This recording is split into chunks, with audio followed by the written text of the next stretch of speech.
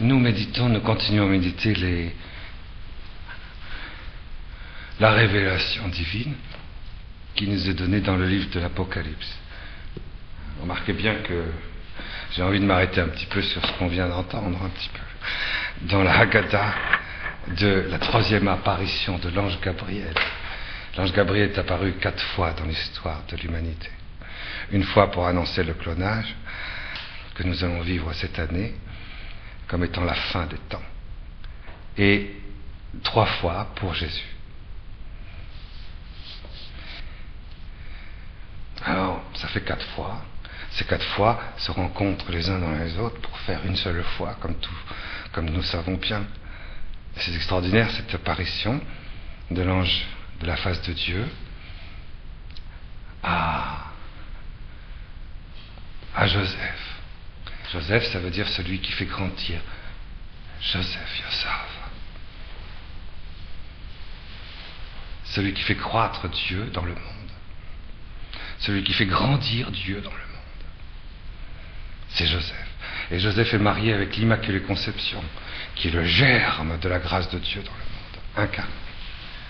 Les deux vont se marier dans l'unité sponsale de l'homme et de la femme, dans une grâce étonnante. Ils sont mariés. Dans la liturgie d'Israël, vous savez que le mariage se fait en 2 temps. Il faut d'abord se marier, et puis dans la virginité mutuelle, on est marié, mais dans la virginité mutuelle, on met en place la signification sponsale du corps. Ce qui est impossible sans la chasteté, sans la virginité et sans la sainteté. Le mariage, proprement dit, n'a aucune valeur s'il n'est pas inscrit dans un germe humain profond. Parce que Dieu ne peut pas germer du dedans pour mettre l'amour spirituel incarné. Le mariage le plus parfait qui ait jamais existé dans l'histoire de l'humanité, c'est celui de l'Immaculée avec celui qui est juste, jusque dans sa substance. Le 19e verset de Saint Matthieu que nous avons lu tout de suite dit, voilà, et cet homme était juste. C'est l'homme juste. To dikaios on. He Sadak. C'est le Tzadek, c'est celui qui est l'incarnation de l'ajustement à Dieu et de l'ajustement au prochain. Cette incarnation, c'est un homme. C'est le fils de David, annoncé par tous les prophètes. Son nom est Joseph. C'est lui, le roi d'Israël. C'est extraordinaire que le roi d'Israël, annoncé par tous les prophètes, soit Joseph. Qui le sait aujourd'hui? Pratiquement personne. Parce qu'un espèce de gros cochon a pris sa place, il s'appelle Hérode. Un coupeur de tête. C'est extraordinaire. Et lui, il a laissé la place à Hérode. Parce que la royauté profonde, la royauté définitive, la royauté universelle, la royauté incarnée, vient d'en haut. Joseph vient d'en haut. Sa royauté n'est pas de ce monde. Jésus en a parlé avec Ponce Pilate de ça. Ma royauté ne vient pas de ce monde. Et Joseph s'est marié avec l'Immaculée. C'est extraordinaire, ce mariage extraordinaire qu'il y a. Mais Joseph vient de découvrir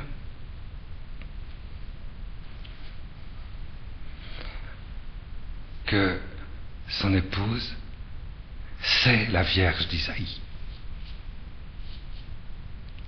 Ils sont mariés. Et l'Immaculée, il sait très bien que Marie est immaculée. Quand vous épousez quelqu'un et qu'on est dans une transparence pareille, on sait tout. Il sait très bien que Marie, c'est l'Immaculée. Il le sait parfaitement. Il découvre donc que l'Immaculée porte, comme l'avait prophétisé Isaïe, le plus grand des prophètes, que la Vierge d'Israël engendrerait, par miracle de Dieu, et par la puissance de sa virginité. Et c'est d'une manière virginale, incarnée, que s'engendrait Dieu lui-même dans son sein. C'est écrit en toutes lettres dans le prophète Isaïe, chapitre 7, verset 7 plus 7. Et qu'elle mettrait au monde le Messie d'Israël de la même manière qu'il avait été conçu, dans l'incarnation de chair et de sang, d'une lumière limpide, d'une lumière transfigurée, d'une lumière incarnée. Le mystère de Noël, de la Nativité, est une fête de la lumière. Noël s'est passé dans la transfiguration d'un nid chaleureux, sponsal, incarné, où l'homme et la femme avaient disparu pour faire la crèche de la Nativité. C'est ce qu'ont remarqué les bergers. Et Joseph fait partie de tout ça. Voilà. L'ange Gabriel apparaît, Joseph. L'ange Gabriel est apparu, remarquez bien, extraordinaire, n'est-ce pas, que c'est dans le Kadosh HaKadosh, le Saint des Saints, du Beth Amikdash, du Temple de Jérusalem, où jamais l'ange Gabriel, jamais il n'y a eu une manifestation divine, aucune kabod, aucune, jamais. Là, pour la première fois dans l'histoire du monde, la gloire de Dieu se manifeste dans le Saint des Saints du Temple, tandis que Zacharie est là. Et il lui annonce la conception de Jean-Baptiste. L'ange Gabriel, vous voyez, ça c'était environ 153 jours avant, excuse de cette précision, 153 jours avant le jour de l'incarnation du Seigneur. Eh oui, bien sûr. Parce que effectivement, avant qu'il y ait eu l'incarnation du Seigneur, il y a eu le mariage de Marie et Joseph. Et ce mariage de Marie et Joseph a réalisé un cri dans la terre et dans le ciel. Et la face de Dieu a pu se manifester dans le Saint des Saints du Temple. Pourquoi le Temple avait été construit? De manière que pouvait donc s'inscrire dans le lieu de la conception de l'homme, de l'enfant, qui est le symbole même du Saint des Saints du Temple de Jérusalem. Le Saint des Saints, c'est quoi? C'est le lieu, le seul lieu, et le seul jour où Dieu peut être vu. C'est le seul jour, c'est le jour du Yom Kippour, vous savez, dans le Hoshana Rabbah, où le Christ, symboliquement sous forme de ce prêtre, désigné par Dieu, et pas par les hommes, rentre dans le Saint des Saints. Donc c'est le seul instant, et le seul lieu du monde, où Dieu peut se manifester.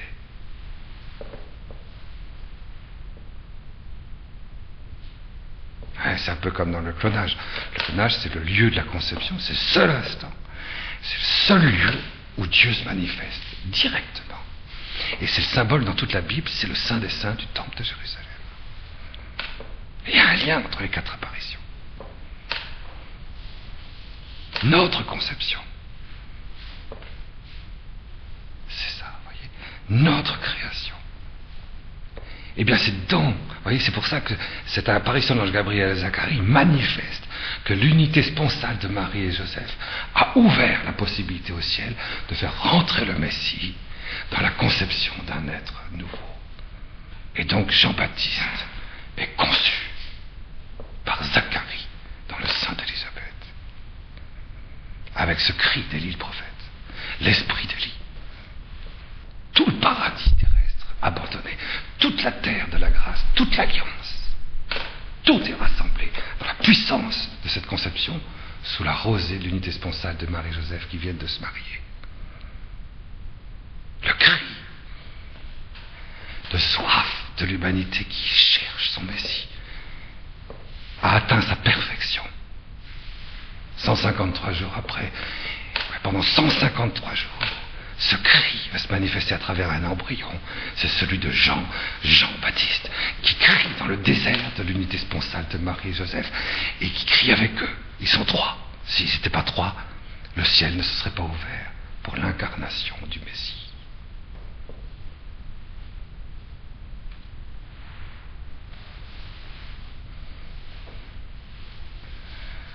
L'ange Gabriel apparaît à Joseph.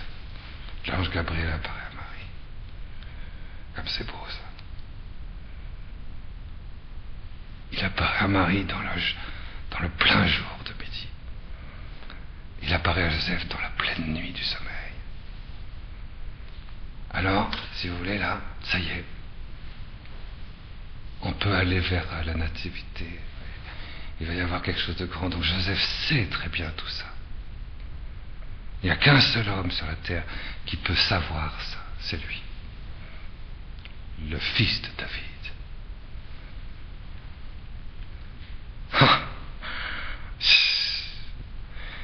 Une grâce d'affinité avec l'Immaculée Conception. Mais dès qu'il voit que c'est sous l'opération de l'unité du Père et de son Verbe dans la procession du Saint-Esprit, cette procession du Saint-Esprit dans l'unité du Père et de son Verbe qui a été expliquée par Moïse et par les Nashis d'Israël pendant 1300 ans. Lui sait ce que ça veut dire. Pensez bien que Nathanaël, par exemple, expliquait ça sous le figuier. Et expliquant ça au Hokmah et à Talmud qui était autour de lui, transfiguré, Jésus lui est apparu. Vous vous rappelez de ça? Alors Joseph est plus grand que Nathanaël quand même. Quand même pas dire Joseph, lui, c'est un imbécile qui ramasse le crottin du cheval. Ou de l'âne. Oui, il ramasse le crottin de l'âne, c'est vrai. Moi aussi. C'est pas pour ça que... C'est royal, ramasser le crottin de l'âne. Merveilleux. Le Messie est venu rentrer dans le bourbier du péché de l'homme. Comment le fils de David, le père de Jésus, pouvait-il ne pas trouver son ciel dans les choses les plus pauvres du monde?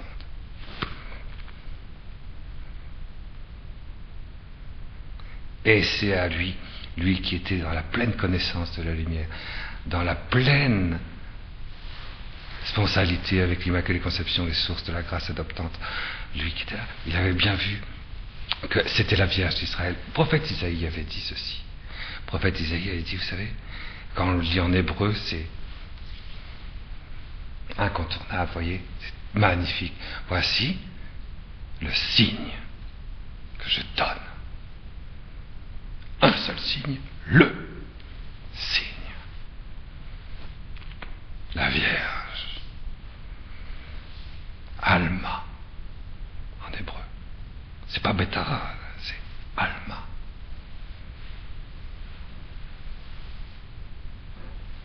Avec un verbe en hébreu qui veut dire conçoit, mais conçoit d'un seul coup, mais continuellement après. Vous voyez, elle conçoit. Et c'est comme Alma est le sujet, c'est un sujet actif. Donc c'est la Vierge qui virginalement conçoit et fait naître. C'est un verbe intransitif, si vous voulez. Donc c'est un verbe qui montre que c'est direct et continuel après. Et que les rabbins, vous voyez, quand ils commentent le prophète Isaïe, quand ils le commentaient, c'est pas dans le Talmud, mais quand ils le commentaient, dans les textes, des commentaires des rabbis, des Nashis d'Israël, ils disaient, on a les textes, hein, donc il n'y a pas de problème de la synagogue là-dessus. Et voilà, c'est la Vierge, c'est virginalement qu'il doit y avoir une conception. Alors, les Nashis d'Israël disaient, c'est tout simple, c'est Dieu qui fera la conception. C'est pour ça que il disait, il s'est expliqué, c'est Moïse qui avait été le premier à l'expliquer, que c'est la deuxième hypostase du nom d'Élohim qui prendrait naissance dans le Messie, par sa propre puissance, par la virginité de la femme. Ce que Moïse n'avait pas compris ni expliqué, c'est que ça se ferait à travers l'unité sponsale avec le fils de David. Ça nous est réservé à nous, ça. C'est un secret pour les chrétiens, ça. La virginité de Marie n'est pas un secret. La divinité du Messie n'est pas un secret. C'est proclamé depuis 3300 ans. Mais l'unité sponsale, tout à fait différent. Et il sait très bien le Messie, du sein de sa femme, de son épousée, de sa moitié sponsale. Et que ça s'est fait, j'allais dire, en dehors, si je puis dire, de son opération, que ça s'est fait dans son enveloppement, en utilisant cette unité sponsale qu'il avait avec elle, mais de manière purement instrumentale. Il n'a rien fait. Il est un instrument divin. Alors, voyant cela, l'évangile de saint Matthieu dit ceci. C'est Dieu qui a pris toute la place. Mon rôle est terminé. Je dois m'effacer. Et se demandait comment la laisser à Dieu seul, puisqu'il avait pris possession d'elle. Et c'est pour ça que l'ange Gabriel lui apparaît pour lui dire, mais non, c'est ton épouse. Sous-entendu, c'est parce que c'est ton épouse qu'il est là. Alors, n'aie pas peur de la prendre chez toi, mais vous voyez, c'est ça qui est terrible dans le français. C'est du dedans de toi, que tu prennes du dedans de toi ton épouse. Et pendant quelques mois, il a pris dans sa chair et dans son sang, en vertu de l'unité transfigurée et diaphane de leur unité sponsale, il a pris du dedans la chair et le sang du Christ qui était en train de croître. Et la croissance de Jésus enfant s'est fait, nourri par l'unité sponsale de chair et de sang, en une seule chair, de Marie et Joseph. Ça, c'est extraordinaire, ça. Et si bien que Jésus est né de Joseph. Et la Haggadah de Saint Luc, la Haggadah de Saint Matthieu le disent. Jésus, né dans la chair et le sang, fils de Joseph, Joseph, fils de Jacob, Jacob, fils de Nathan, Nathan, fils de... Et il remonte jusqu'à Adam. Il remonte jusqu'à David. Dans la génération de la chair et du sang, donc la chair et le sang de Joseph sont de véritables sources de l'incarnation du Seigneur. Dieu ne peut rien faire sans l'amour incarné et parfait. Et l'Apocalypse explique tout ça. Si on n'a pas compris ce que je viens de vous dire, vous ne comprendrez rien à l'Apocalypse. Rien. Alors, ce sera un truc magnifique, des dragons, des tonnerres, des sceaux, des grêlons, The Day After Tomorrow, etc. Mais c'est tout. Voilà, rien, vous comprenez? Rien. C'est ça qui est fou, quoi. Les choses saintes, vous voyez, sont des mystères réservés aux saints.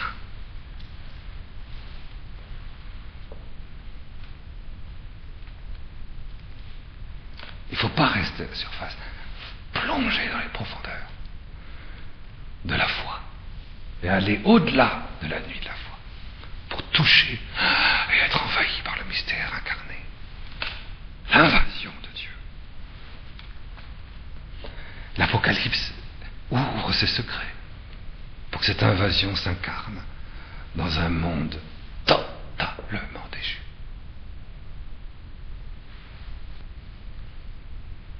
Et nous en serons les témoins.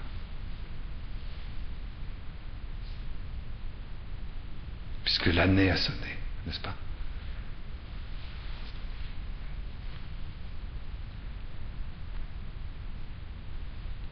L'heure du Christ est arrivée. L'Apocalypse va ouvrir ses portes. Et ça, on ne peut pas le nier. Aujourd'hui, on en est sûr. C'est pour ça que maintenant on peut lire l'Apocalypse. Nous en étions arrivés au chapitre 2. On va lire tranquillement. On va pas se presser. On a tout notre temps. Vous savez, Saint Joseph, il s'est pas pressé pour courir, quoi. Vous voyez? Non, l'Immaculée est là, c'est bon. Et nous, c'est pareil. Nous. Alors, on venait de lire dans le chapitre 1 l'apparition de Jésus à Yohanan ben Zebeda, Jean, fils de Zébédée, celui que Jésus préférait.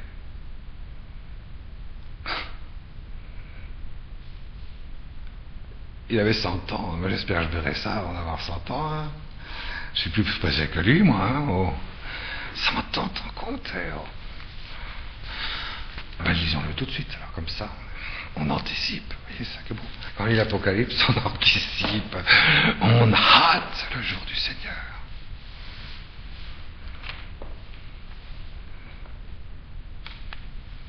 On ne peut pas rester comme ça. C'est pas possible, c'est pas possible. Notre cœur nous appelle, notre cœur nous étreint, notre cœur nous presse pour lire l'Apocalypse, c'est évident. Il faut... Bon.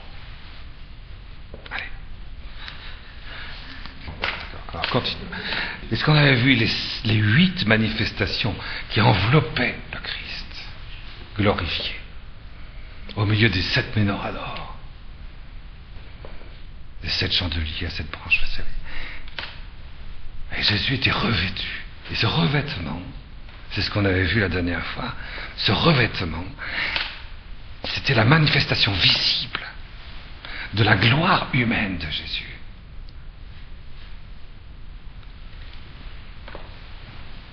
Et la manifestation visible de la gloire humaine de Jésus dépasse complètement la gloire de la résurrection de la chair du Christ. La résurrection de la chair humaine du Christ. Le corps de Jésus est ressuscité d'entre les morts. Alors, il a traversé tous les instants et tous les lieux, corporellement et physiquement, puis il a fait exploser les limites du temps et de l'espace, et même de la matière, et dans l'anastase, il s'est introduit dans la procession de la lumière de Dieu éternellement. Tout nu, si je puis dire.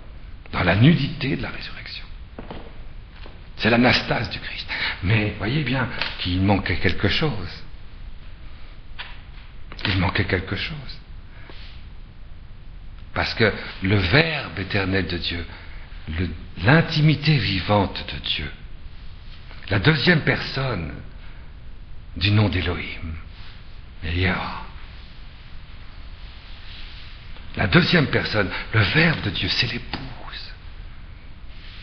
C'est l'épousée. Dieu est époux et Dieu aime Dieu.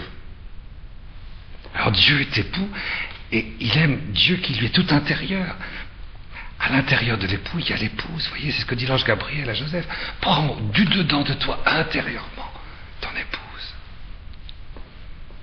Et Dieu est amour, communion des personnes. Donc à l'intérieur de Dieu, il y a Dieu vivant intérieurement, qui l'épouse, et ils disparaissent tous les deux dans l'unité sponsale, éternelle, incréée, pour réaliser la production du nom de Dieu. Le souffle divin du Saint-Esprit. Qui est donc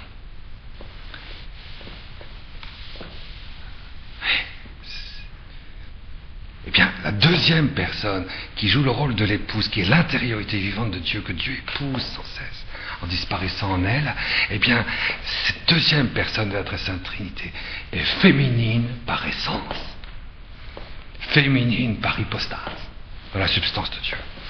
Si bien quand Jésus, qui a assumé une chair masculine pour sauver le genre humain, déchu à cause d'Adam, eh bien, c'est sûr, il a réalisé un mariage avec l'humanité. Mais quand le corps de Jésus est ressuscité d'entre les morts, il n'a pas pu donner la manifestation de l'épouse qu'il était dans sa personne divine à celui qui l'épouse dans la première hypostase du nom d'Élohim. Il fallait donc qu'il y ait l'Assomption de l'Immaculée. Et que la résurrection de la femme dans la chair et le sang s'associe à la résurrection du Christ, nouvel Adam, pour que la résurrection de la nudité de la résurrection du Seigneur, soit revêtue dans l'unité sponsale du nouvel Adam et de la nouvelle Ève, en une seule résurrection, par la résurrection de la femme. Et c'est ainsi que Marie a été assumée. Et elle est ressuscitée avec le Christ. Alors elle est le revêtement, on dit bien, la mère est le sacrement du Père. Oui, c'est sûr. La femme, comme dit saint Hildegarde, est la splendeur de l'homme. Et ça, c'est l'apparition qu'il a. C'est Jésus apparaît, mais toutes les splendeurs dont il est revêtu sont les splendeurs de son unité incarnée et glorieuse avec Marie. Avec Marie, avec l'Immaculée, avec l'Assomption. Ils sont donc deux ressuscités dans une seule résurrection. L'humanité intégrale, il n'y a plus ni homme ni femme, il y a la résurrection de l'humanité intégrale. Et saint Jean, lui, le sait très bien. Quand Jésus lui apparaît, il n'est pas devant Jésus, Jésus ressuscité. Il n'est pas devant Marie ressuscitée. Il est devant l'humanité intégrale ressuscitée. Et c'est ce que nous avons vu la dernière fois. Quelles sont les 8 manifestations de la féminité glorieuse dans la chair et le sang, de la femme au ciel. C'est beau parce que, vous voyez, ce sont ces qualités glorieuses de Dieu, Verbe, Dieu vie intime et éternel de Dieu, dans notre chair et notre sang, qui vont resplendir dans notre propre résurrection.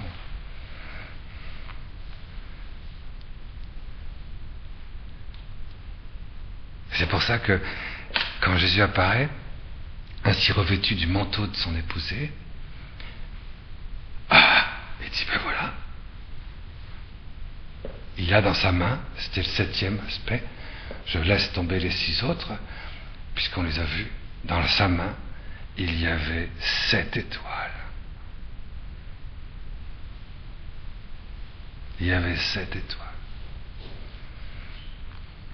Dans sa main, la main, ça représente donc, c'est ce que nous disions la dernière fois, ça représente l'acte parfait. L'acte parfait de la résurrection. C'est l'étoile parfaite dans la nuit. L'étoile absolue. La lumière absolue dans la nuit. Et la lumière absolue dans la nuit, vous le savez, c'est l'Immaculée Conception. Mais ici, elle est dans la résurrection. Elle est incarnée. L'acte parfait de la résurrection, ça veut dire que l'unité du nouvel Adam et de la nouvelle Ève, ressuscité, produit quelque chose. Engendre quelque chose. Il n'y a pas de stérilité dans la résurrection. On est sur la terre, on en rajoute, la fécondité, tout ça, et puis après on arrive au ciel, éternellement, vous voyez, plus rien. Comment ça, plus rien? C'est pas Zazen au ciel, hein? Le vide? Non, c'est pas le vide. Non, non. Les anatmans, oui, dans les maths, ok, très bien, il ira à la périphérie du Pérase de notre univers cosmique, et puis il sera flanqué là dans l'infécondité éternelle. Très bien, si ça lui intéresse, ça l'intéresse. Moi, je ne vais pas le courir derrière, hein, je veux dire. Il n'a qu'à se réincarner dans le néant autant qu'il veut, et en plus, il ne se réincarnera pas. Alors donc, pas de problème. Hein. Mais il y a de la fécondité, enfin. Bien sûr, c'est ça, dans la main droite. Il y a 7 étoiles. Il y a une production. Une production de vie. Une production de lumière.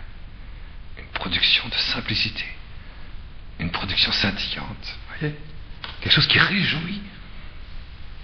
La nuit, si je puis dire, du ciel de la gloire de Dieu. L'Immaculée Conception, vous voyez, va être reproduite éternellement au centuple. Quand je dis au centuple, c'est pas assez, vous sentez. Hein. Donc, c'est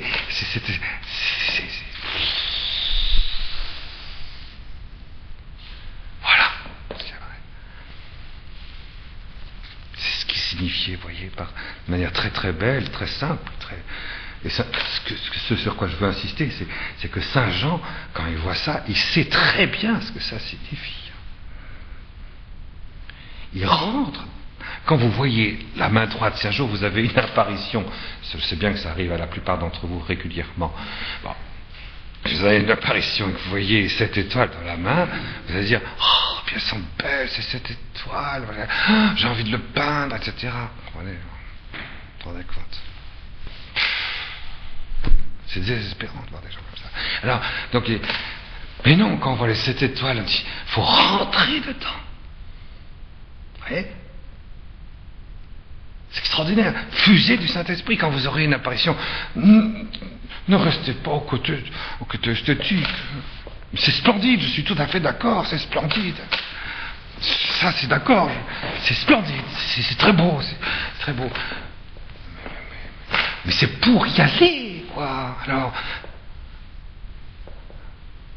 c'est pour s'engloutir dedans, quoi, dans cette main, dans ces 7 étoiles.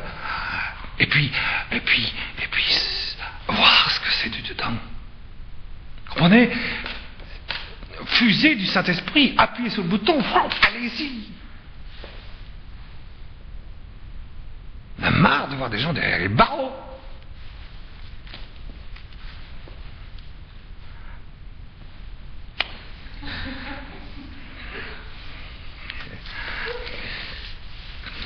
Bon. On peut continuer. Heureux celui qui lit et ceux qui entendent les paroles de ce livre.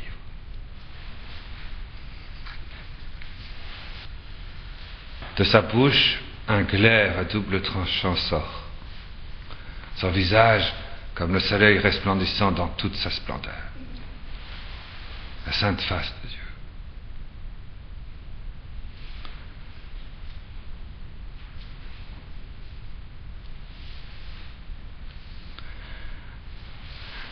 J'aurais voulu m'arrêter longuement sur la sainte face de Dieu.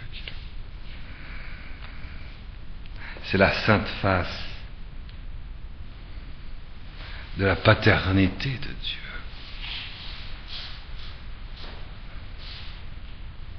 Vous sentez bien? C'est la sainte face. C'est pas très féminin. La sainte face. Marie, dans l'Immaculée Conception, porte la gloire de la résurrection de Joseph,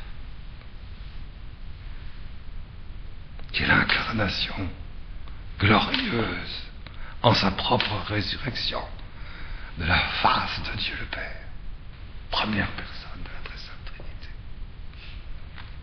Il resplendit comme le soleil, il resplendit comme 1000 soleils, il resplendit de la ferveur 1000, voyez, dans toute sa splendeur, de l'Immaculée Conception dont il est épousé. Vous voyez, nous avons ici le signe que l'Église catholique enseigne sans en faire un dogme absolu, que Joseph est ressuscité d'entre les morts. Ils sont 3. Vous l'avez ici, sur le rétable, là-haut. Joseph est ressuscité. Jésus est ressuscité. Et ils reçoivent Marie au moment où ils l'assument dans son Assomption. Et c'est Joseph et Jésus qui assument Marie dans l'Assomption. C'est ce que dit saint François de Sales, docteur de l'Église. Mais vous l'avez ici de manière très très belle. Très très belle.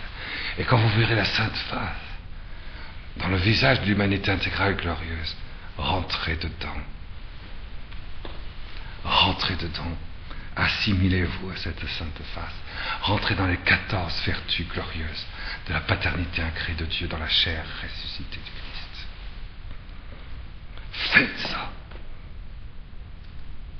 C'est vraiment ça la porte de l'Apocalypse.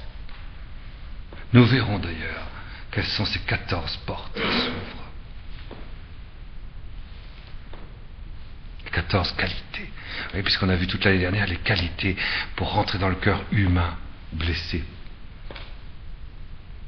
Les 88 qualités, 88 vertus.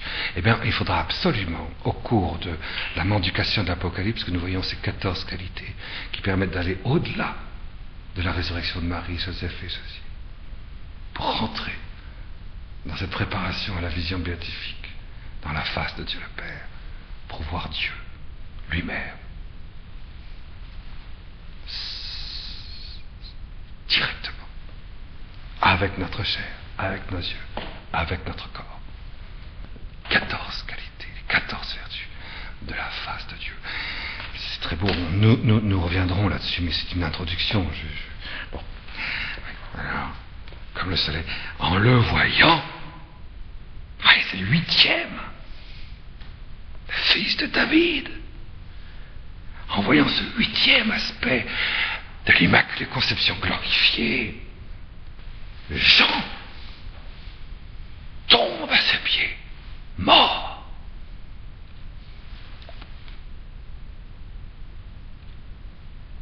Comme mort. Osphos, c'est mort comme mort. Ça c'est l'au-delà, vous voyez, au-delà de la résurrection. Toute l'Apocalypse va montrer qu'est-ce qu'il y a au-delà de la résurrection. Parce qu'on ne vit pas sur la terre pour ressusciter d'entre les morts, hein, et être glorifié dans le ciel, ça, on s'en fiche. C'est ce qui se passe au-delà.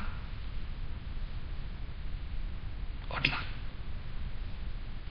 Au-delà. Un peu plus. C'est un petit pas.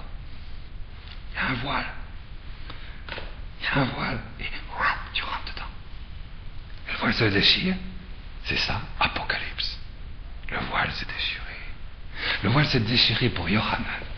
Pour Jean. À 100 ans. Ça me plaît, ça. Vivement que ça m'arrive. Mais seulement tu meurs, hein, je veux dire, comme mort. Alors, il mit sa droite sur moi. Et il y avait 7 étoiles dans sa main droite.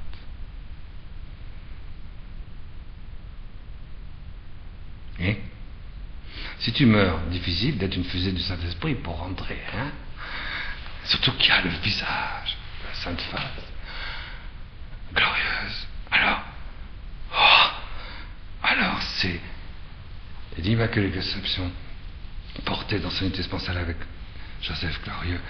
C'est Dieu le Père lui-même qui pose ces 7 étoiles sur moi et qui s'introduit. Les 7 étoiles, c'est sous le sceau de l'Immaculée Conception glorifiée dans la Trinité glorieuse de l'humanité intégrale que va s'ouvrir dans ma contemplation chrétienne le livre de l'Apocalypse.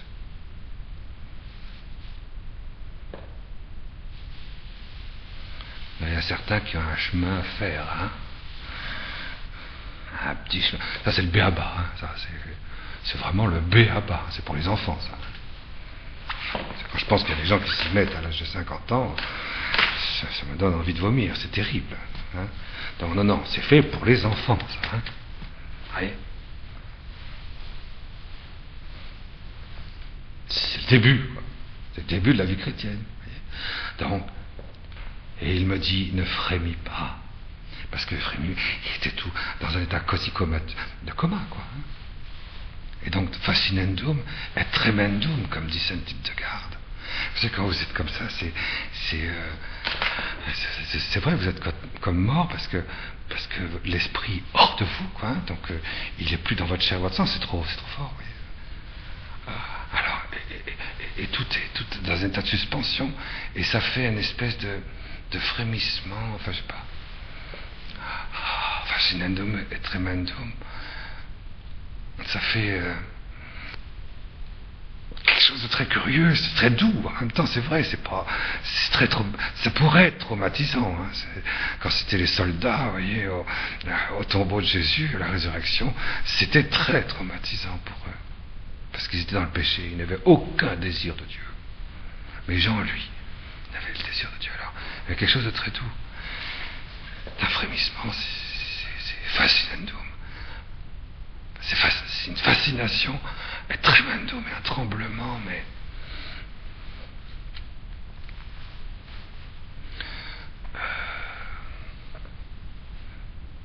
c'est le tremblement de la résurrection, si vous voulez. Je ne sais pas comment dire. Ça pourrait se décrire comme avec dites-le en latin, comme ça vous aurez tout compris. Fascinandum et tremendum. Et puis vous avez qu'à avoir des apparitions, et puis vous ne me casserez plus les pieds. Bon. Voilà. Bon. Ah oui, pas tout. Ne frémis pas. C'est ce qu'avait dit l'ange Gabriel à Joseph. N'aie pas peur de prendre chez toi Marie, ton épouse. C'est la même expression, vous voyez. Ne frémis pas. Ne frémis pas. Parce que quand il y a ce frémissement et que vous le ressentez, je vous le signale à l'avance, c'est quand ça va t'arriver, tu vois. Ça va t'arriver plus d'une fois, hein. Et bien quand tu auras ce frémissement, si tu repères ce frémissement, c'est que tu n'es pas au diapason. Tu n'es pas au diapason. Ça veut dire que tu regardes ce qui t'arrive. Ouais. Ah, alors l'ange dit, non, ne frémis pas. N'aie pas peur. N'aie pas peur. Ne frémis pas, ça veut dire aussi ne te regarde pas. Ne regarde pas ce qui t'arrive. Regarde celui qui arrive. N'aie pas peur. Ne frémis pas. Moi, je suis. Ayez. La même parole que à Moïse dans le buisson ardent. Ayez. Cher, ayez.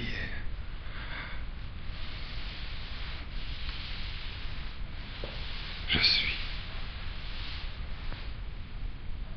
C'est Dieu. C'est Dieu rendu visible. C'est Dieu rendu sensible. C'est Dieu rendu présent dans l'intégralité de la résurrection, de la chair et du sang, de la Trinité glorieuse de Jésus, Marie, Joseph. Je suis. Ayez.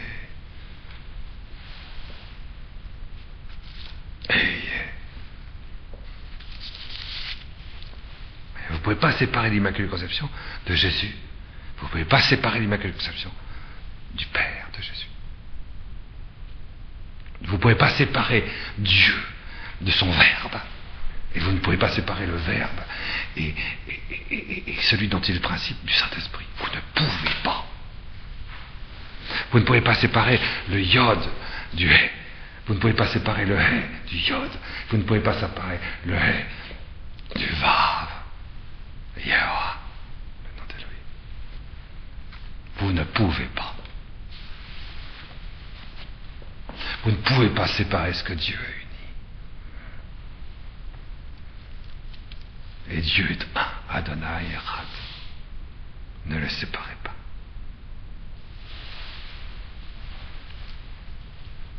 Jésus est la manifestation de l'un éternel de Dieu. Parce que cet un éternel de Dieu vient de la communion sponsale des personnes. Dieu est amour. Dieu n'est pas sec.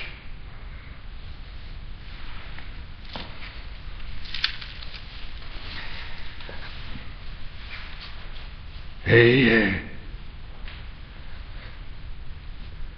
je suis le premier et le dernier.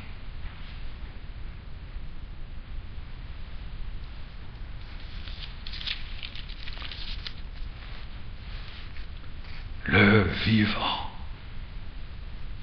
Le vivant, c'est la deuxième personne de la très sainte Trinité, qui porte les trois.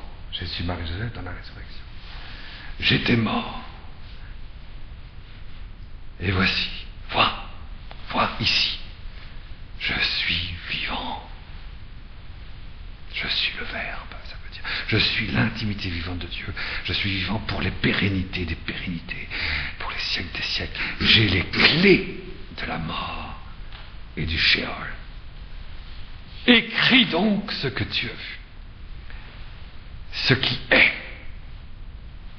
et ce qui va arriver après cela. Le mystère des 7 étoiles que tu as vu dans ma droite et des 7 menorahs d'or, les 7 étoiles, ce sont les messagers, les anges, des 7 églises. Et les Ménorahs, les 7, sont les 7 églises. Vous voyez, je ne m'étais pas trompé la dernière fois. C'est Jésus lui-même qui dit que lui est le corps mystique de la Jérusalem spirituelle. Sont une seule vie. L'Église. L'Église n'est parfaite dans le Christ que quand c'est le Christ tout entier qui a rassemblé tous ses membres dans un seul corps vivant. Et donc il appelle à passer de ces 3, de cette étoile, à la multitude de la Jérusalem céleste. Et c'est ce passage des 3 de la résurrection à la multitude de la Jérusalem céleste, en un seul corps vivant dans le Verbe de Dieu, qui fait toute la trame et la tension du livre de l'Apocalypse, et qui va montrer les voies divines par lesquelles vont faire cette assomption va se faire, avec la même puissance que celle qui s'est réalisée dans le mariage de Marie et Joseph, avec la même puissance que celle qui s'est réalisée dans la production de l'Immaculée Conception de la Vierge, avec la même puissance que celle qui s'est réalisée dans l'unique résurrection de ces 3, en un, pour la manifestation de celui qui est 1 et 3, éternellement. C'est très beau ça, hein? Les 7 étoiles. C'est les 7 messages, c'est les 7 manifestations de l'Église. L'Église ne peut pas se manifester à travers le péché.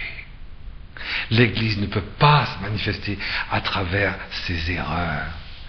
L'Église ne peut pas se manifester à travers ses jalousies internes. L'Église ne peut se manifester que dans les 7 étoiles. L'Église ne peut manifester ce qu'elle est que dans l'Immaculée Conception accomplie dans tous ses membres. La manifestation de l'Église, c'est l'Immaculée Conception reproduite dans la chair et le sang des membres vivants du corps mystique vivant du Messie vivant d'Israël. Le Verbe éternel de Dieu. Et le Verbe éternel de Dieu qui manifeste ce que Dieu vit a comme manifestation ces 7 manifestations qui sont représentées par les 7 étoiles. Et la manifestation parfaite de l'Église, c'est la grâce divine manifestée. C'est l'Immaculée Conception. Et voilà pourquoi il a posé la main comme ça. Hein? C'est pas génial ça? Attends, tu rigoles ou quoi? Regarde. Et quand il faut voir ce que c'est que l'Immaculée Conception. Et on le verra au fur et à mesure, on va comprendre. De toute façon, c'est quelque chose qu'on ne peut pas comprendre. On est donc d'accord. C'est pas quelque chose qui se comprend non plus avec le cœur, c'est pas une question de cœur, c'est pas une question de l'âme non plus, c'est pas une question d'intériorité. C'est une question de messager. C'est une révélation.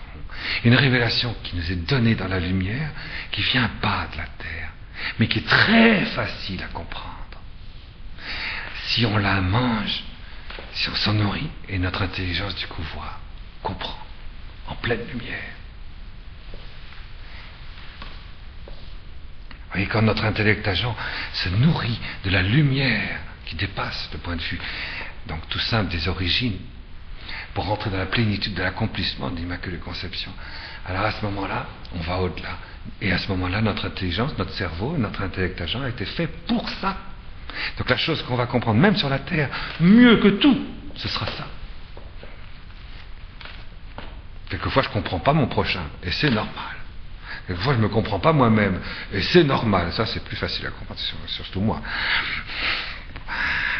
Quelquefois, je ne me comprends pas moi-même. Heureusement.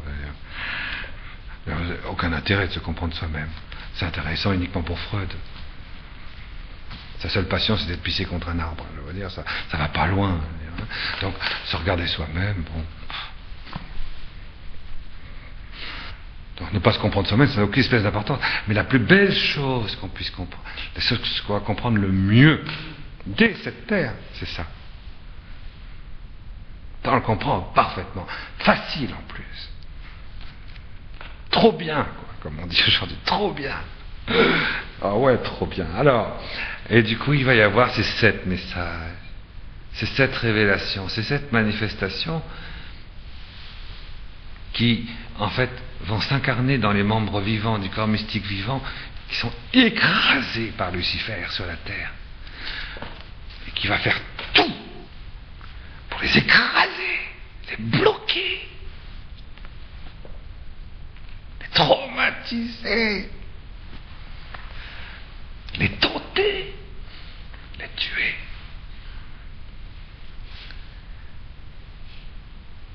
Pour qu'ils détournent leur attention de ce qui est la chose la plus facile à comprendre. Pour qu'ils détournent leur attention de leur oui intérieur.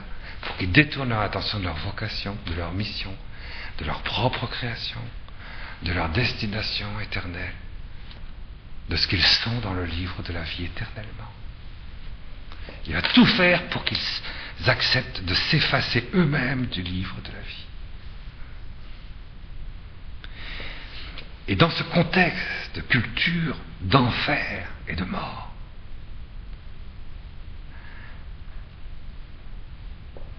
il va y avoir ce grand, petite, magnifique, parfaite étoile, les 7 étoiles.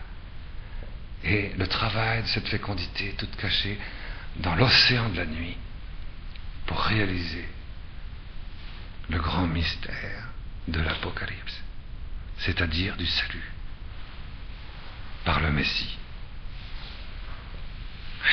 Et ça va se faire à travers ceux qui ont la foi.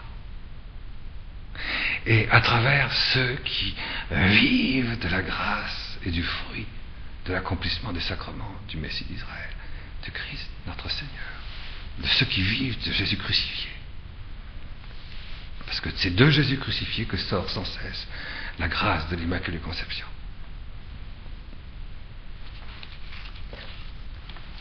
C'est pour ça que vous connaissez la formule classique que les chrétiens disent tous les jours: je renonce à Satan, à toutes ses œuvres, à toutes ses séductions, et je m'attache à Jésus-Christ crucifié pour toujours. Wow. Ça c'est... Ah, tiens, la voix est libre, c'est bizarre. Oh, je recommence. Hop. C'est extraordinaire, ça. C'est extraordinaire, ça. C'est pas parce que c'est Jésus crucifié, c'est parce que c'est Jésus crucifié qui fait ourdir une fontaine éternelle de l'Immaculée Conception à lui dans le sainte face de Dieu le Père. Tout simplement. Et il n'y a pas d'autre voie. Il n'y en a pas d'autre. Ce que dit l'Apocalypse, celui qui rajoute ou retranche une seule lettre de ce message, il n'y a pas d'autre voie, est perdu. Il subira tous les châtiments qui sont écrits dans le livre. Tous. Il n'y a pas d'autre voie. Pourquoi ? Parce que les autres voies sont trop compliquées. Celle-là est infiniment simple.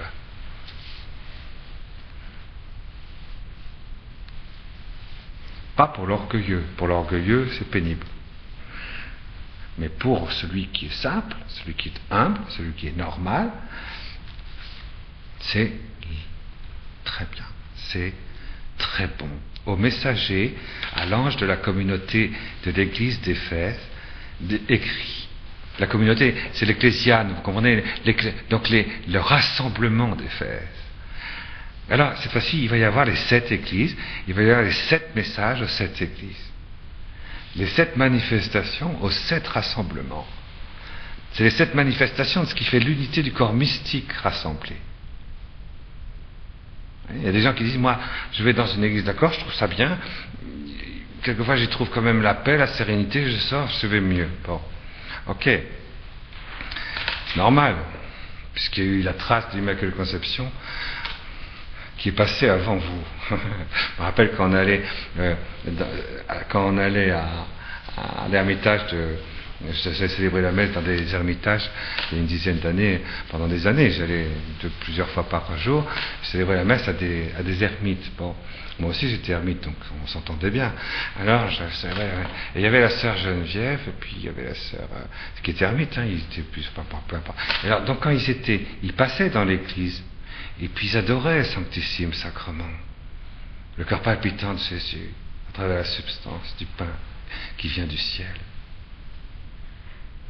Puis elle partait après pour faire son travail. Mais si vous rentriez dans cette église après qu'elles aient prié, vous tombiez évanoui. Il y avait des parfums partout. C'était pas des petits parfums comme ça. Il me semble qu'il y a un parfum. Non, non. Oh! Alors moi, je disais, ça vous en est pas, sœur Geneviève, d'y aller le matin, puisque je vous célèbre la messe le soir.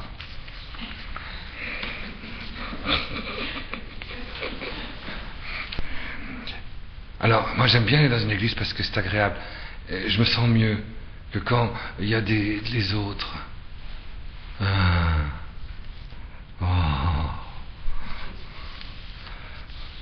Celui qui ne travaille pas, qui ne mange pas non plus, c'est pas pour lui.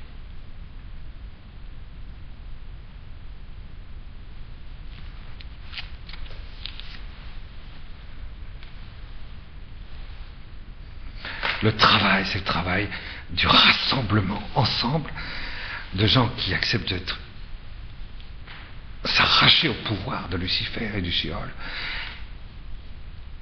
et d'être attachés à Jésus crucifié. Ensemble, vous voyez, pour qui est la grâce, le salut. Et que les puissances contraires dégagent. Vous voyez, ils le font ensemble. C'est les rassemblements. Alors, le rassemblement vivant, divin, dans la chair et le sang de nous ensemble. Vous voyez, quand vous allez dans une église, c'est vrai, regardez là, nous on est quoi, quelques-uns, une poignée, bon, bah, vous allez dans une église, bon, on est quand même ensemble, qu'est-ce que vous voulez? Mais il se fait des milliards de choses de plus que si j'étais tout seul, que vous étiez tout seul à lire l'Apocalypse. C'est comme si vous crachiez dans un pot, enfin. Et c'est pareil pour les sacrements. Et c'est pareil pour l'oraison. Et c'est pareil pour tout, d'ailleurs. On doit tout faire dans une unité totale avec tous ceux qui, sur toute la surface de la Terre, sont en train de faire ce que nous faisons. Nous faisons un seul corps, mystiquement. Et physiquement. Nous sommes vases communicants. Et nous rassemblons dans la tente d'Israël, dans ceux qui luttent pour Dieu, par amour. Et tout simplement. Alors c'est à nous, si on est dans cette unité du corps mystique vivant, du Messie vivant, alors c'est à nous, à ce moment-là, que ce message s'adresse. Et il y a cette manière d'être englouti comme membre vivant du corps mystique vivant, de Jésus vivant, dans l'au-delà de la résurrection. Et c'est pour ça que j'aime bien cette chante de Jean-François. C'est vrai. Emporte-moi au-delà du voile de la foi.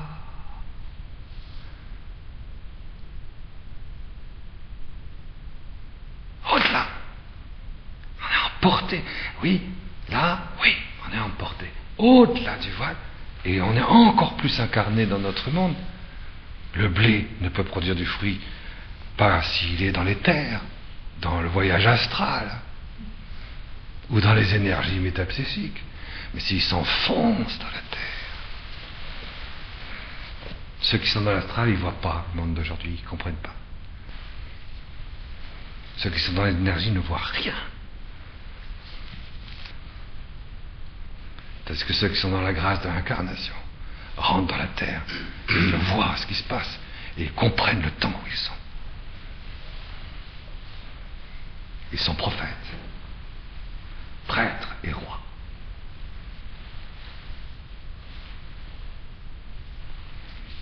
À l'ange du rassemblement divin d'Éphèse écrit, il dit ceci: le détenteur des 7 étoiles dans sa droite, celui qui marche au milieu des 7 menorahs d'or. Je connais tes œuvres, ta peine et ton endurance. Tu ne peux pas souffrir le malin, le mauvais. Tu as éprouvé ceux qui se disent eux-mêmes envoyés, alors qu'ils ne le sont pas. Tu les as trouvés menteurs. De l'endurance, tu en as. Tu as souffert à cause de mon nom, sans te lasser.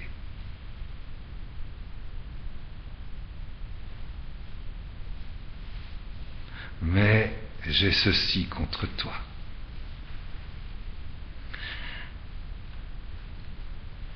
Ton premier amour, tu l'as laissé.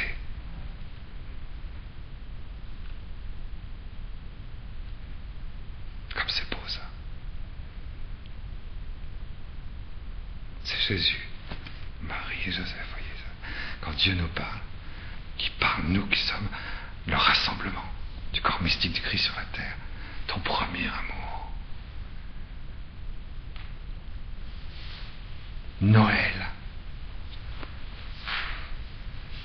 Noël, tu l'as laissé.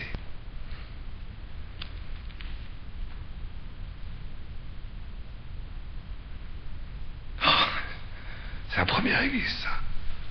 C'est la première église. Et vous voyez, tout de suite la première église. C'est les 7 étoiles dans la droite. Dans l'apparition, c'était le 7e. Là, c'est le premier. On commence avec l'Immaculée Conception. On commence avec ce oui dans le Messie, dans le Verbe de Dieu, 9 mois avant notre naissance, où on a été entièrement immergé dans l'océan du oui libre de notre âme, dans le génome de l'homme, dans la mémoire ontologique, dans le Zikaron incarné de Dieu, fait chair et sang. C'était moi, j'ai dit oui. J'étais inscrit dans le livre de vie. Ce oui limpide et simple. Un amour fou, puisque j'ai participé et j'ai reçu dans la participation incarnée et sensible de l'amour du Dieu créateur dans toutes choses, autant d'amour qu'il en fallait pour toutes choses, que celle que Dieu le créateur voulait que j'en donne pour toutes choses, pour tout temps. Et j'ai dit oui, librement, lucidement. J'ai gardé d'ailleurs ce oui pendant des jours et des jours et des jours, jusqu'à ce que l'ange me mette le doigt sur les lèvres avant de naître. C'est ce que dit le Midrash rabbinique. J'ai connu ce oui. Tu as laissé ce premier amour. Il ne faut jamais oublier que le premier amour de l'embryon, de la conception jusqu'à la naissance, est un amour communautaire. Ça, c'est très important. Sinon, si on ne pourra jamais le refaire surgir par la mémoire de notre oui, de notre liberté dans le don. Celui qui ne retrouve pas ça, ne trouve jamais sa liberté naturelle. Naturelle. Je ne dis pas la liberté contemplative, spirituelle, mystique, etc. Naturelle. Sa liberté humaine. À un moment donné, son cœur va coincer. Beaucoup plus vite qu'on ne le pense, bien sûr. Pas seulement son cœur. Évidemment. Mais c'est beau ça, vous voyez.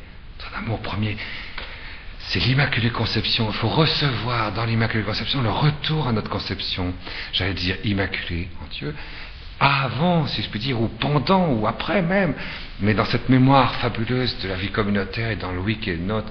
C'est extraordinaire, vous savez, moi, je m'imagine quelquefois, vous voyez, vous allez dire, le Père Patrick, il est un peu taré, sans quoi vous aurez parfaitement raison. Mais je peux vous raconter un peu mes fantasmes. Bon, on peut faire une petite parenthèse. Quelquefois, je m'imagine que je suis une petite fille de 7 ans. Et je trouve ça marrant. Je m'imagine que je suis ta fille, par exemple. J'aime bien la regarder parce que j'aime bien m'imaginer que je suis ta petite fille, tu vois. Elle a quoi? Elle a 4 ans maintenant, 5 ans. 5 ans. Bon. Je trouve ça adorable, je trouve ça admirable. Et dit, mais quand elle aura 6 ans, 7 ans, je préfère encore, tu vois. Je préfère encore. Parce que je m'imagine, voilà, parce que il y a des moments où arrive ici à la conscience de raison, si l'enfant est pur, hein, si l'enfant n'est pas complètement broyé par Jack Lang, hein, mais bon, donc, bon, d'accord. Bon, alors, je vois très bien que quand elle prie, elle sait très bien. À l'âge de 6-7 ans, là, ta petite fille, elle sait très bien qu'elle est dans ce monde comme une lumière. Et elle dit oui, pour être une lumière libre, pure, sans tache, virginale, rayonnante, simple, admirable dans la beauté intérieure et tout ça. Cette espèce de pureté, d'une innocence surabondante dans la splendeur. Je ne sais pas, c'est des mots peut-être trop forts, mais en même temps, il faut rajouter toujours dans une simplicité d'un bonheur que donne la pureté de la petite fille qui sait que c'est ça, qu'elle est appelée pour être. Et elle aime ça. Quelle est la petite jeune fille qui n'a pas connu ça? Ça s'est vite refoulé, hein? À l'âge de 8, 9, 10, 11, 12. Et alors l'oubli est total à 17, 18, 19. Mais j'affirme que toutes les enfants, toutes les petites filles ont connu ça. C'est une loi de la nature. Je ne connais pas, moi, de petite fille qui n'ait pas connu ça. C'est pour ça que j'aime bien causer avec les petites filles qui ont 6 et 7 ans. Parce que je constate que, je vois bien sûr, 5-6 ans après, c'est fini. Elle ne se rappelle de rien. C'est extraordinaire, ce phénomène de la réminiscence. Hein? Mais je vois très bien ce que c'est pour une petite fille. Pour un petit garçon, pour les petits jeunes gens, là, quand ils ont l'âge de raison, c'est quelque chose d'admirable. Moi, je m'en rappelle encore. C'est admirable, c'est totalement différent. Mais c'est admirable. Admirable. On voit la force de l'homme. Et c'est vrai que les jeunes gens d'aujourd'hui, qu'est-ce que vous voulez? Ils ont tellement refoulé ça qu'ils sont devenus des passoires. Des passoires. C'est terrible.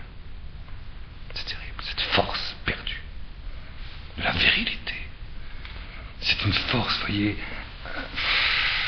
c'est admirable. Oui. C'est autre chose que ce que nous avons vécu dans notre premier amour, au surgissement de notre liberté vive, lucide, amoureuse. Vous voyez? Mais ces deux-là, ces deux moments, c'est les deux jambes de notre délivrance. Pour que du coup on puisse ouvrir les mains et recevoir, vous voyez, cet message qui est là. Alors, rappelle-toi d'où tu es tombé. Rappelle-toi d'où tu es tombé et reviens. Ah, c'est génial, non? Écoute. Hein, Kevin? Reviens. Rappelle-toi d'où tu es tombé et reviens. tes premières œuvres, fais-les.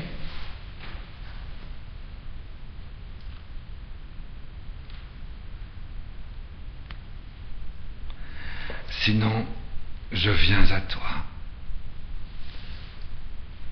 et je ferai déplacer ta menorah hors de son lieu, à moins que tu ne reviennes.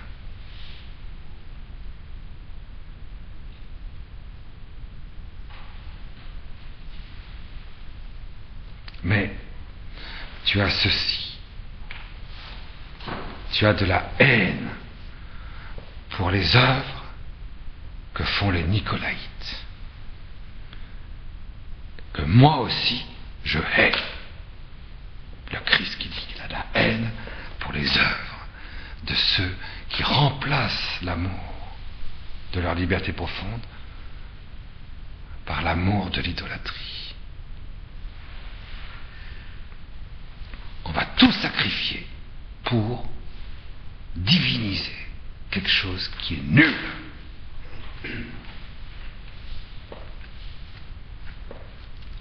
Sa réputation, par exemple. On est prêt à tout sacrifier. Et Nicolas, tu sais, Nicolas, c'est dans l'histoire de la Bible, c'est, vous savez, il y a 3 personnages qui sont la honte de l'histoire de l'humanité. Donc, la honte de l'histoire de l'humanité, le premier, que tout le monde connaît, c'est Judas, le traître. Judas. Vous voyez ? Bon, il faudrait regarder les 7, mais je prends les 3. Enfin, Judas, c'est effrayant. Vous voyez ? Judas, ça va pas. Judas, je sais pas, j'ai beaucoup de sympathie pour Judas, mais parce que nous sommes tous le Judas quelque part de quelqu'un. Hein. Nous sommes tous le Judas de quelqu'un. Parce que justement, Dieu est en lui, il y a quelque chose qui fait qu'on a envie de le trahir. On a envie de coopérer à sa déchéance. Ou on a envie, il y a une espèce de... Le démon vous pousse, vous voyez. Et Judas, il est tombé. Et puis, vous avez eu Salomon, qui était le fils de David. Oh, il a reçu une effusion d'esprit. La roi d'Élohim, il a eu la sagesse. La sagesse de Dieu.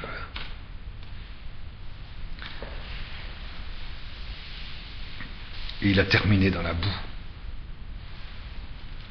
Dans la plus grande corruption. Salomon. Après avoir construit le temple. C'est à cause de lui d'ailleurs, et de cette déchéance totale de Salomon, que ce temple devra être détruit.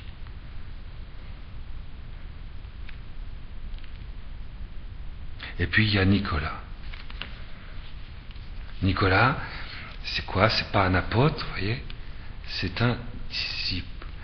Parmi les disciples, après la résurrection et la Pentecôte, le Jésus a fait choisir 7 serviteurs de l'Église du rassemblement. Et parmi eux, il y avait Nicolas. Vous lirez ça dans le livre des Actes des Apôtres. Et Nicolas a joué dans le collège des serviteurs de rassemblement de l'Église naissante le rôle que Judas a joué dans le collège apostolique. Il a trahi. Il a trahi et il a utilisé toutes les grâces étonnantes du corps mystique naissant pour rentrer dans du paranormal, pour rentrer dans une espèce de puissance de guérison, de magnétisme. Mais un magnétisme, vous voyez, idolâtrique, enfin, en utilisant les puissances intermédiaires.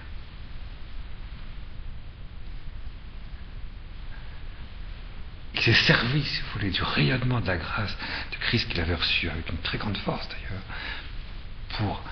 pour s'intégrer en plus les puissances de l'air, les dominations. Ce qu'on fait par exemple dans la franc-maçonnerie aujourd'hui. On utilise les symboles christique, par volonté de puissance. C'est diabolique. Et on doit haïr ces œuvres-là. C'est l'antipode des 7 étoiles. La pieuvre noire, c'est l'antipode des 7 étoiles, de l'Église. L'Immaculée Conception, c'est la plénitude de Dieu, l'état pur dans la source de la grâce. Et le nicolaïtisme, c'est la recherche de pouvoir, du pouvoir invisible divin. Parce que c'est vrai, Jésus, quand il est ressuscité, il a laissé dans le cosmos, avant de rentrer dans l'anastase, les traces de son énergie, les traces de sa présence lumineuse, les traces. Et il a donné un ordre à l'univers et à la matière, de sorte que les puissances intermédiaires, les puissances déchues, celles de l'arbre séphirotique par exemple, qui sont toutes des puissances déchues, Ein Sof et compagnie, eh bien, ont pu récupérer les forces christiques de Jésus ressuscité, qui les a abandonnées d'ailleurs, puisqu'il est rentré dans l'anastase, il s'est assis à la droite du Père, pour faire œuvre de puissance. C'est ce qu'on appelle le culte ésotérique. Ça, c'est de l'idolâtrie. C'est l'antipode du oui libre de notre premier amour. C'est le dépassement du péché originel dans la connaissance du bien et du mal avec les puissances déchues, qui se présentent d'ailleurs comme des puissances de lumière et des puissances d'amour et des puissances christiques, parce que le démon se cache toujours comme un être de lumière pour détourner. Et Nicolas est le premier à en avoir fait l'expérience. C'est donc la source, si vous voulez, c'est le modèle. Et Nicolas, vous avez eu comme après par la suite un grand ami qui s'appelait dans les Actes des Apôtres, vous verrez, Simon le magicien. Simon le magicien a eu certain Citius, je crois, comme disciple, qui lui-même a eu un autre disciple à Babylone, et ce à Babylone s'appelait Maniché, le Sakyamuni Bouddha, et Sakyamuni Bouddha, dans le nord-est de l'Inde, a fondé le bouddhisme. Parce que Bouddha, c'est un disciple, Simon le magicien. Et donc, les Nicolaïtes, bon, c'est seulement au XIXe siècle que la franc-maçonnerie s'est arrangée pour changer dans les encyclopédies la naissance de Bouddha avant le Christ. Mais ne soyez sans inquiétude, c'est faux. Hein. Tout le monde sait, d'après les écrits, et d'après les, comment est-ce qu'on appelle ça, les traces, l'épigraphie, etc., que c'est évidemment deuxième siècle, exactement après Jésus-Christ. Et vous voyez, tout ça c'est fondé dans le nicolaïtisme. La gnose, l'ésotérisme,